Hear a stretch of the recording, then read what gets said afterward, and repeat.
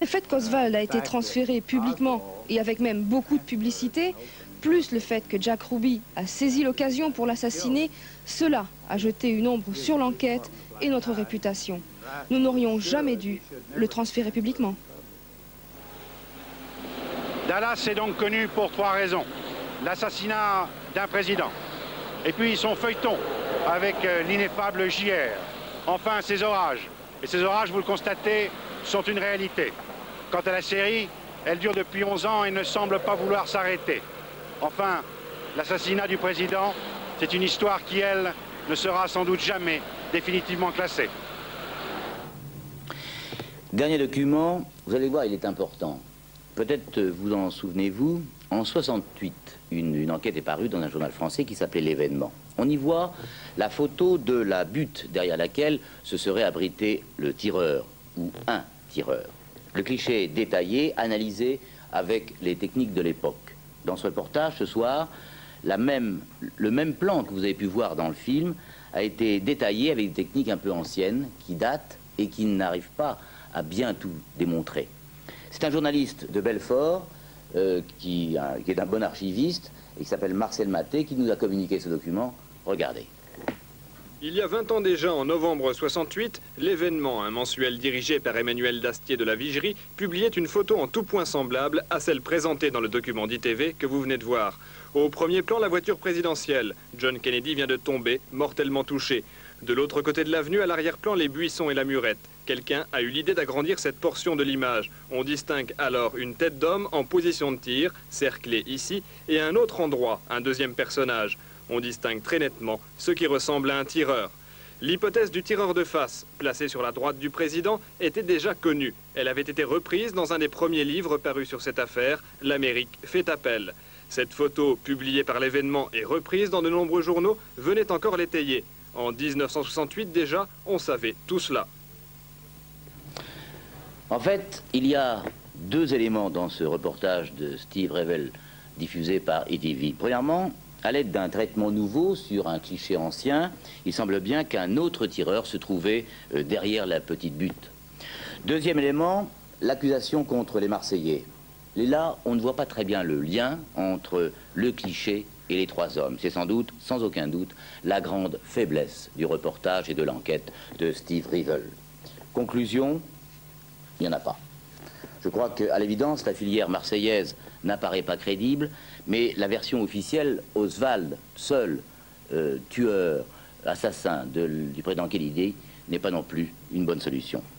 Le mystère de l'assassinat de John Kennedy, le 22 novembre 63, n'est sans doute pas près d'être élucidé, mais cette recherche passionne tout le monde. La preuve, vous êtes encore là devant votre écran.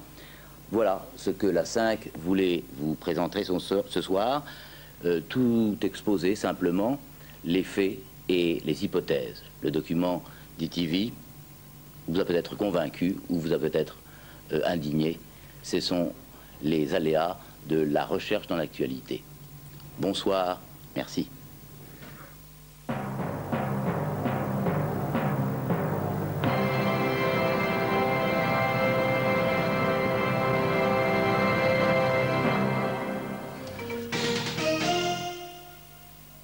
Ma salle de bain, je l'ai décorée toute seule avec les nouvelles dalles murales Gerflor, étanches et auto-adhésives. Et hop. Dalles murales Gerflor.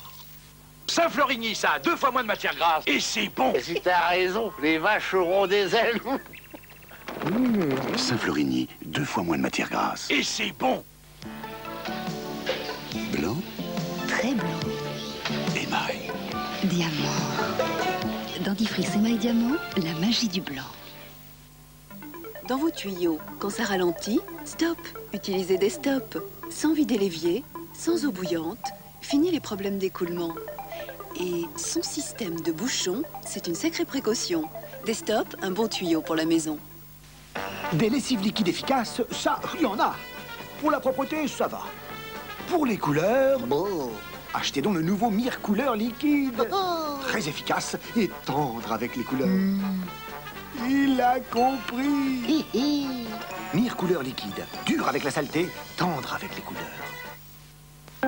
Déodorant Narta. Dès le matin, je suis Narta. Narta. Moi, je suis fraîche et ça se voit. Narta. Toute la journée, fraîcheur Narta. Narta. Moi, je suis fraîche et ça se voit. Narta. Toute la journée, fraîcheur Narta, déodorant Narta. Les ongles dédoublés cassés, c'est l'horreur. La solution? Durcilon de Gemay. C'est un véritable soin des ongles. En 10 jours, j'ai des ongles plus longs, plus durs. Et en plus, mon vernis Gemay tient 2 fois plus longtemps. Durcilon, le soin durcisseur des ongles de Gemay. Le rocher qui offre 2 couches de chocolat, qui a de vrais éclats de noisettes. Le rocher qui a un cœur de praliné aussi gros et aussi fondant. C'est noir, de l'envin. Ceux qui aiment les rochers n'aiment qu'un rocher. Follement l'envin.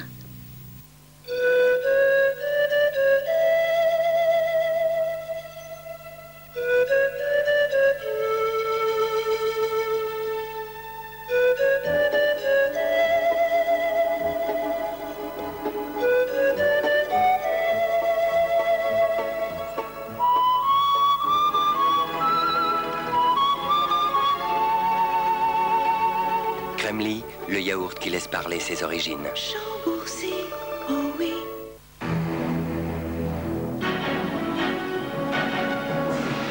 Si vos perspectives d'avenir vous font froid dans le dos,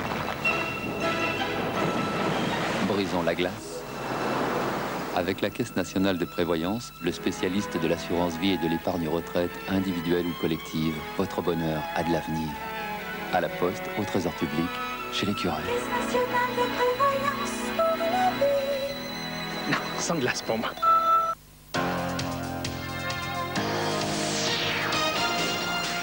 Demain soir, trauma.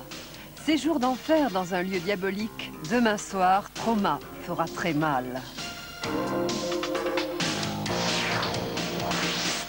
Vendredi, Mamma Lucia, première partie. En tête du générique, Sophia Loren et Mamma Lucia, d'après le célèbre roman de Mario Puzo, auteur du Parrain.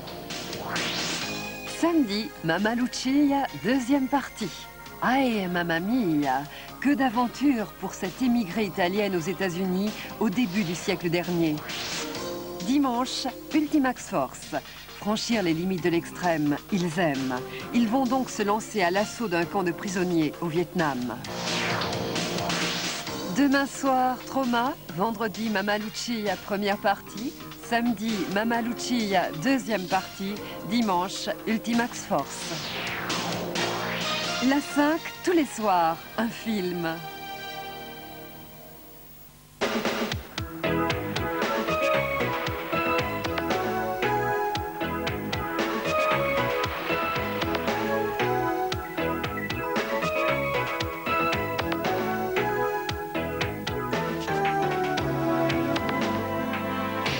Trophée Newman, rallye des pharaons.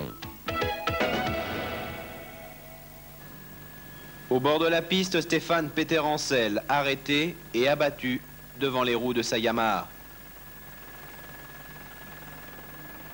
Dans cette avant-dernière spéciale, la malédiction du pharaon a une fois de plus frappé le pilote français, son chef d'écurie. Jean-Claude Olivier se demande également comment tout cela a-t-il bien pu se produire. L'an dernier déjà, dans cette même étape, pratiquement au même endroit, Peter-Ancel avait dû abandonner, victime de son moteur, un abandon, alors qu'il se trouvait à 2 minutes seulement du premier. Ce matin, à 7h30, Stéphane fait la course en tête, Raillé est loin derrière, quand à nouveau, lâche Koumoun. 2 km d'ici, j'ai eu un bruit bizarre dans le moteur. Et en arrivant là, la roue arrière s'est bloquée et le moteur a dû casser, mais ça me paraît vraiment très bizarre puisque le moteur marchait très bien, j'avais aucun problème. Je trouve que c'est une drôle de coïncidence que je sois en tête à 2 jours de la fin du problème de moteur, puisqu'on a fait vraiment tout ce qu'il fallait au niveau mécanique, révision et tout. Il y a quelque chose qui a bloqué dans le bas moteur, comme si on avait pu mettre du sable, des billes dans la boîte à vitesse par exemple, je sais pas, ça a bloqué net, ça me paraît pas être un problème mécanique dû à la moto. Je sais pas, enfin on ne pourra pas vous dire avant d'avoir démonté, mais c'est sûr je suis très déçu, mais je sais pas, j'ai un doute sur... Vous parlez de sabotage? Je sais pas, je peux pas vous dire, mais ça serait possible, je sais pas. Mais il n'y a rien à faire de toute façon. C'est fini. C'est fini. Olivier reprend la piste, mais le cœur n'y est plus. Peter Ancel quitte le rallye. Lui qui l'avait animé pratiquement de bout en bout ne sera pas le nouveau roi d'Égypte demain, aux Pyramides. De son côté, Raillé finit relevé, 3e de l'étape, une étape que gagne De Petry. Gaston sait qu'il est désormais le futur vainqueur de ce rallye. Franco Picot, le vainqueur il y a 2 ans, passe 2e au général devant Cyril Neveu à 9 minutes. C'est la victoire de l'expérience, Gaston? Ben, je pense que peut-être que oui, si j'arrive à gagner, disons, je pense que ça sera payant parce que j'ai roulé vraiment calme toute la course. J'ai été un petit peu vite 2 fois et je me suis égaré. Après, bon, ben, j'ai rectifié tout ça et j'ai dit ok, on roule pour... il faut terminer avant tout et là, je crois que ce serait peut-être l'expérience qui joue. Je pense que toujours dans l'Afrique, on doit avoir de la chance. Et nous, on est venu ici avec ma moto, c'est la moto pour le Dakar et c'est beaucoup de choses à essayer. Comme la dernière étape, je vais la calquer sur toute la course que j'ai faite, c'est-à-dire en y allant sur la pointe des pieds, en roulant à 70-80% de mes moyens, puisque je n'ai pas du tout l'intention de me blesser avant le Dakar. Et puis maintenant que la première place est très très loin, une place d'honneur me suffira. Les places d'honneur, Harry Vatanen s'en moque. Ce blond finlandais, lui, a 2 passions dans la vie, l'hélicoptère et les victoires. Les victoires finales, bien sûr, puisque depuis plusieurs étapes, le blond Harry semble avoir levé le pied, sûr de son avance, sûr de sa force.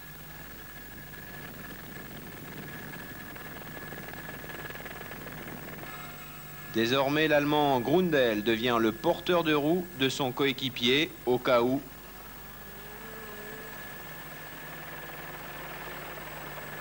Et le Belge Jackie X continue d'assurer le spectacle. Pour la 3e fois depuis le début, le meilleur scratch pour la Lada. Une Lada qui, sans vergogne, saute la 405 de Grundel sur la ligne. C'est plus joli quand même, il fallait le faire, puisqu'on était juste derrière eux. Il fallait donc la passer pour bien marquer que nous gagnions cette spéciale. 11e étape ce soir. Demain, c'est l'arrivée du Pharaon. Le bilan de ce Pharaon 88 pour vous? Écoutez, pour l'instant, un bilan très positif. Il ne faut jamais vendre la peau de l'ours avant de l'avoir tué. Par conséquent, c'est demain soir que je vous dirai ce qu'il en est. Cela dit, c'est déjà un extraordinaire bilan, puisque 3 victoires d'étape, une 3e place pour l'instant au classement général. Une voiture performante, ça fait très plaisir, ça fait longtemps que ça ne nous était plus arrivé. Si demain on est vainqueur, eh bien on aura rempli notre mission. C'est vrai que les Pharaons 88 n'avaient pas une concurrence peut-être aussi importante que les autres épreuves. Beaucoup de constructeurs avaient jugé plus opportun de rester chez eux et de préparer le Dakar. Donc ça sera sûrement beaucoup plus dur à l'occasion du Dakar, mais en tout cas pour nous ça a été un bon entraînement. Autre motif de satisfaction pour Peugeot, Vanberg et Baumgartner sur P4 V6, 4e de l'étape et qui remonte au général à la 6e place. Entre Nissan et Perlini, le duel aura finalement tourné à l'avantage des voitures. Aujourd'hui, le Perlini de Houssa et de De Saulieu dans les magnifiques canyons du désert arabique a perdu les traces des premiers. Résultat, les 2 camions sont toujours 5e et 7e au général, mais c'est désormais le Perlini 352 du fils Perlini qui assure le train. Demain, 12e et dernière étape de ce rallye des Pharaons 88, arrivé au pied de la pyramide de Mykérinos. Et pour la centaine de rescapés qui franchiront la ligne d'arrivée, l'extraordinaire sensation d'avoir accompli plus de 5200 km dans le désert.